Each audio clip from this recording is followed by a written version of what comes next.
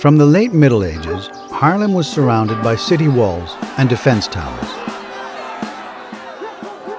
However, in the 18th century, these towers lost their function.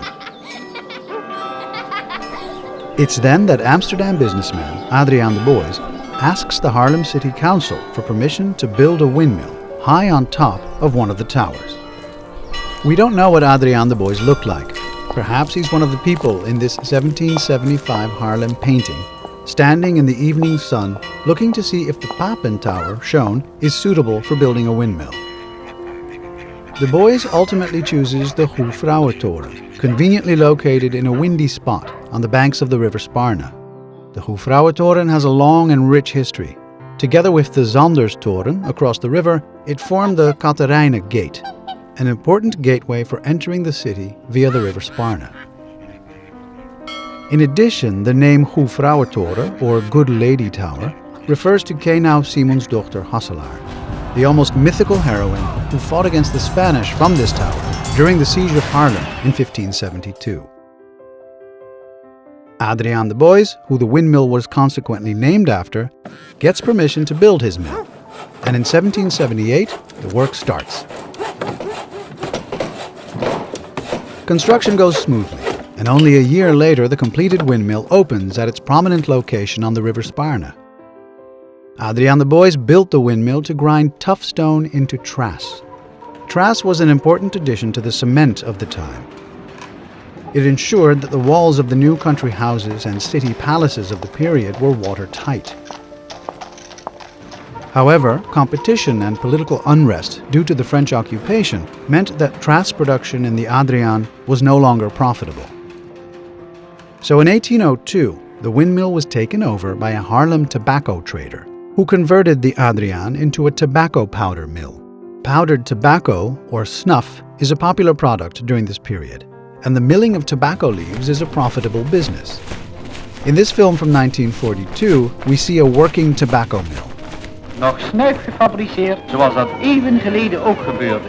The commentary tells us that snuff is manufactured here just as it was centuries ago. So it will have looked something like this in the Adriaan as well.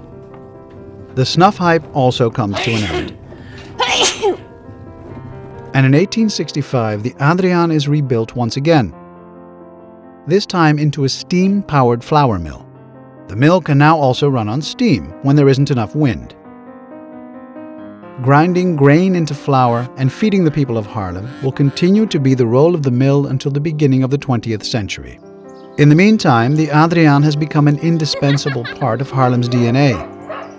Because of its beautiful location on the river Spaarne, it is now a beacon of the city and loved by its people. The mill is also one of the defining elements of Haarlem. Immortalized countless times by painters, photographers, and other artists. Until, on April 23, 1932, fate strikes.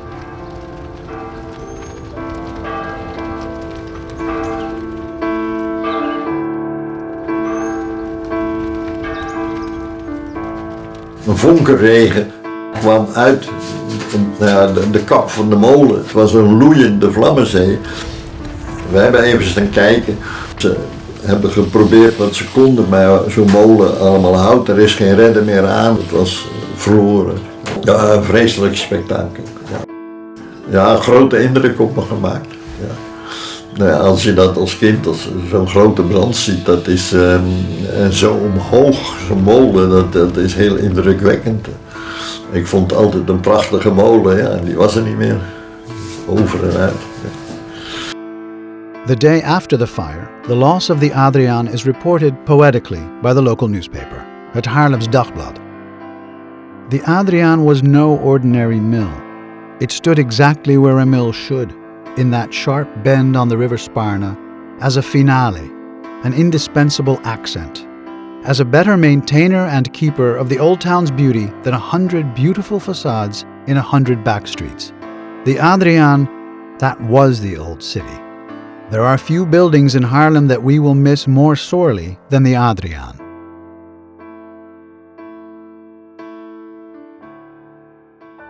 Then, for decades, attempts are made to rebuild the Adriaan. But there always appears to be too little money to get the job done.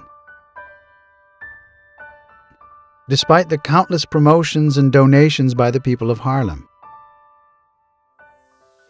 Yet another attempt to rebuild the Adriaan follows in the 1990s.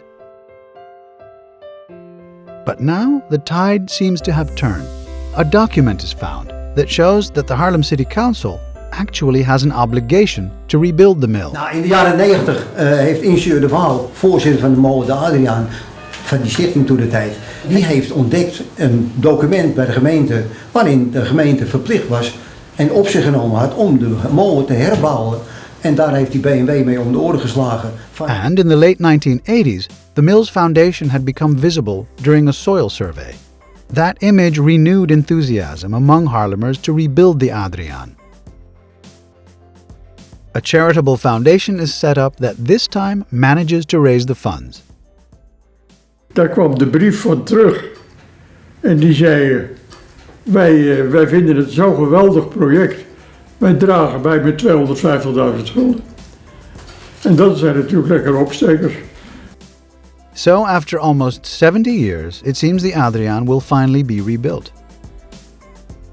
In early 1999, the reconstruction of the Adriaan is approved by the Haarlem Council. The Adriaan will finally be rebuilt. A historic moment for the people of Haarlem. A few months later, the first pile goes into the ground. The rebuilding of the Adriaan has begun.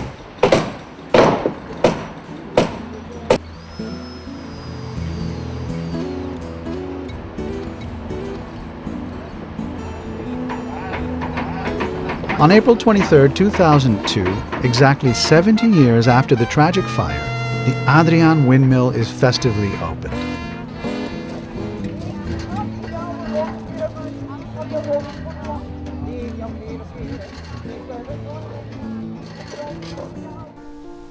Today, the Adriaan is an indispensable part of the Haarlem cityscape.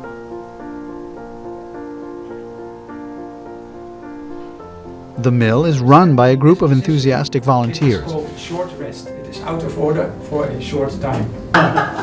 Soy la molinera. Let's forces the belt, Mijn naam is Barbara en ik ben een van de molenaars die molen de Adriaan in Haarlem laat draaien. De molen heeft ook tegenwoordig werkelijk een betekenis om de mensen te vertellen wat windenergie doet, windkracht, wat beweging doet.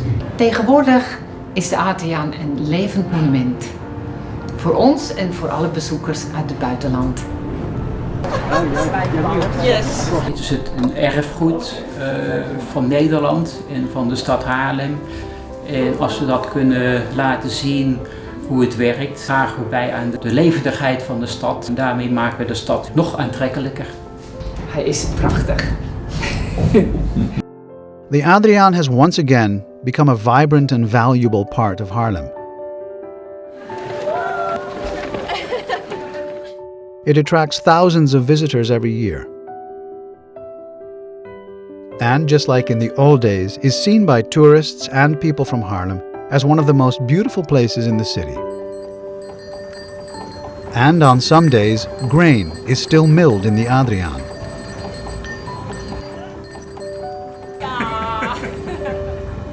Just as it has been for centuries, here on the river Spaarne.